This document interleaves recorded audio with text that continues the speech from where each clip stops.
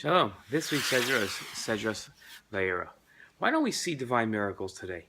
This is one of the most compelling questions for those struggling with the existence of God to ask. It would be so easy to maintain that there is a God if his actions were clearly evident. The lack of a clear and demonstrative proof of divine actions weakens faith. In this week's Sedra, the narrative begins with the following verses. The Lord appeared to Avram in the plains of Mamre, actually right near where we're standing. And he was sitting at the entrance of the tent when the day was hot, in the middle of the day. Avram lifted his eyes and he saw, and behold, there were 3 men standing before him. Avram saw them, and he ran toward them from the entrance of the tent, and he prostrated himself to the ground as a sign of respect. Rashi wrote in his commentary to these verses that God appeared to Avram to fulfill the mitzvah of visiting the sick, Bikur Cholim. Rabbi Chama the son of Chanina said that God came to visit Avram on the 3rd day from his circumcision, and God came to inquire about his welfare. In his commentary to these verses, the Ramban wrote that Hashem came to Avram for a different reason than the usual reason that Hashem would appear to Avram. Most revelations between Avram and most revelations that God showed Avram and that Avram experienced usually centered around a new command.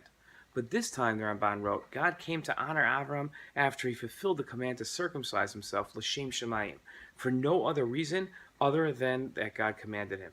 The Ramban wrote further that when one performs a command for no other reason than the fact that God commanded him to fulfill it, sometimes as a reward, God will reveal himself to man.